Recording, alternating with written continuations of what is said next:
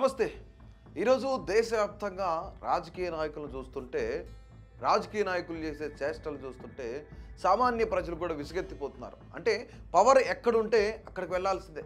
ఇంతకాలం పవర్ అనుభవించి పవర్ పోయిన తర్వాత ఎవరైతే అధికారంలో ఉన్నారో అధికార పార్టీ గూటికి చేరడమే నేటి రాజకీయ నాయకుల నైజం అయిపోయింది. సో ఎందుకు చెప్తున్నాను, దేని గురించి చెప్తున్నాను, ఎవరి గురించి చెప్తున్నాను అంటే ఎమ్మెల్సీ పోతుల సునీత గురించి ఈరోజు మాట్లాడుకోబోతున్నాను. ఆలంపూర్ నుంచి అంటే మహబూబ్ నగర్, తెలంగాణలో ఉన్న మహబూబ్ నగర్ ఆలంపూర్ నుంచి బాపట్లకు ఆమె వలస వెళ్ళిపోయారు. ఉమ్మడి ప్రకాశం జిల్లాలో ఒకప్పుడు వైసీపీలో ఒక వెలుగు వెలిగారు. అసలు ఈమె మొట్టమొదటిగా ఆంధ్రప్రదేశ్కి వెళ్ళిన తర్వాత చూసుకుంటే 2017లో తెలుగుదేశం పార్టీ ఎమ్మెల్సీగా ఎన్నికయ్యారు. తర్వాత 2019 ఎన్నికల్లో ఎమ్మెల్యేగా పోటీ చేయాలని విశ్వ ప్రయత్నాలు చేశారు. దాని తర్వాత టికెట్ దక్కకపోవడంతో 2020లో ఎమ్మెల్సీ పదవికి టీడీపీ సభ్యత్వానికి రాజీనామా చేసి వైసీపీలో జాయిన్ అయ్యారు. వైసీపీలో జాయిన్ అయిన తర్వాత ఆమెకు మళ్ళీ ఎమ్మెల్సీ పదవి కట్టబెట్టారు జగన్. సో ఇక్కడ వైసీపీ నాయకుల ఒక మాట ఏంటంటే ఆమెకు పవర్ ఎక్కడుంటే అక్కడే ఉంటారు ఆమె. అంటే ఎక్కడో తెలంగాణ నుంచి వచ్చి ఆంధ్రప్రదేశ్లో స్థిరపడ్డ వ్యక్తికి ప్రాంతీయ భేదాలు లేకుండా ఎమ్మెల్సీ పదవిని కట్టబెట్టాడు జగన్ అని చెప్పేసి సొంత పార్టీకే వెన్నుపోటు పొడిచి వెళ్ళిపోయిందని చెప్పేసి ఈరోజు వైసీపీ నాయకులు అంటున్నారు. రైట్, మొత్తానికి పోతుల సునీత మళ్ళీ వైసీపీకి రాజీనామా చేసి అధికార పార్టీలో అంటే కూటమిగా ఉన్న అధికార పార్టీలో జాయిన్ అవ్వాలని చెప్పేసి ఆవిడ భావించినప్పుడు మొట్టమొదటిగా తెలుగుదేశం పార్టీని అప్రోచ్ అయితే తెలుగుదేశం పార్టీ ఆమెను నిరాకరించింది జాయిన్ చేసుకోవడానికి. దాని తర్వాత ఇక్కడ టీడీపీ పోతేనే జనసేన ఉంది కదా అని జనసేనకి వెళ్తే జనసేన కూడా వ్యతిరేకించింది. ఇక ఈ రెండు కాదు జాతీయ పార్టీ అయినా బీజేపీలోకి వెళ్దామని నిర్ణయించుకుంటే మొదటగా బీజేపీ కూడా ఆమె జాయినింగ్ని తిరస్కరించింది, రావద్దని చెప్పింది. ఎందుకంటే గతంలో మొట్టమొదటిగా టీడీపీ ఎందుకు వ్యతిరేకించిందంటే గతంలో చంద్రబాబు నాయుడిని లోకేష్ని ఏ విధంగా విమర్శించిందో తెలుగుదేశం పార్టీ నాయకులందరూ కూడా చాలా క్లియర్ కట్గా గుర్తుపెట్టుకున్నారు. వాళ్ళందరూ గుర్తుంచినట్లు కనిపిస్తుంది మనకి. అందుకనే మొట్టమొదటిగా ఏ పార్టీలో జాయిన్ అవ్వాలన్నా సరే, కూటమి పార్టీలో 3 పార్టీల్లో జాయిన్ అవ్వాలన్నా సరే వాళ్ళకు జాయింట్ యాక్షన్ కమిటీ ఉంది. సో ఆ సమన్వయ కమిటీ నిర్ణయం తీసుకున్న తర్వాతనే ఏ నాయకుడినైనా జాయిన్ చేసుకోవాలనేది వాళ్ళ యొక్క నినాదం. వాళ్ళు ఏదైతే డిసైడ్ అయ్యారనమాట, ముందుగా సమీక్షించుకున్న తర్వాతే సమన్వయం తర్వాతనే మనం జాయిన్ చేసుకుందాం. టీడీపీ తిరస్కరించింది, జనసేన తిరస్కరించింది, బీజేపీ కూడా తిరస్కరించింది. కానీ ఎట్టకేలకు లాస్ట్ వీక్లోనే ఆమె బీజేపీ కండువా కప్పుకున్నారు.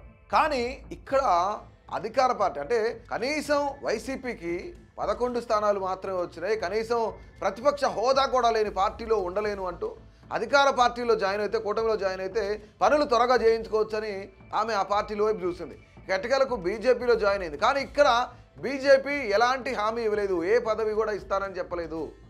సో ఇక్కడ చాలా క్లియర్గా విశాఖపట్నంలో జేపీ నడ్డా ఆధ్వర్యంలో ఆమె బీజేపీలో జాయిన్ అయ్యారు.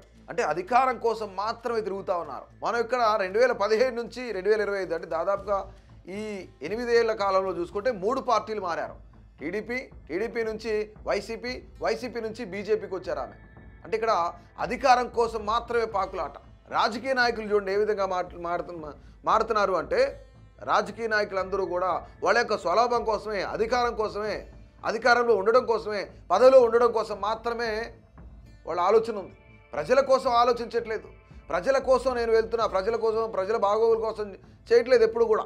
ఏ పార్టీ నుంచి ఏ పార్టీలోకి వెళ్ళినా సరే నియోజకవర్గ అభివృద్ధి కోసమో, మా ప్రజల యొక్క ఆకాంక్ష కోసమో, మా ప్రజల యొక్క పనులు చేయించడం కోసమో నేను వెళ్తానని చెప్పేసి ఇలాంటి కబుర్లన్నీ చెప్తారు. కానీ ఏ ఒక్క నాయకుడు దేశవ్యాప్తంగా ఇంతవరకు అన్న మాట నెరవేర్చుకున్నది లేదు.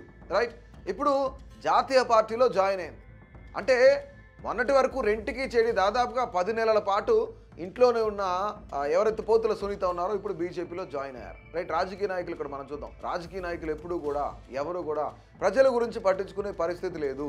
వాళ్ళ యొక్క స్వలాభాల కోసం, వాళ్ళ అధికారం కోసం, వాళ్ళ యొక్క అధికార దాహం కోసం, వాళ్ళ యొక్క సంపాదనల కోసం మాత్రమే అన్ని పార్టీలు మారుతున్నారు.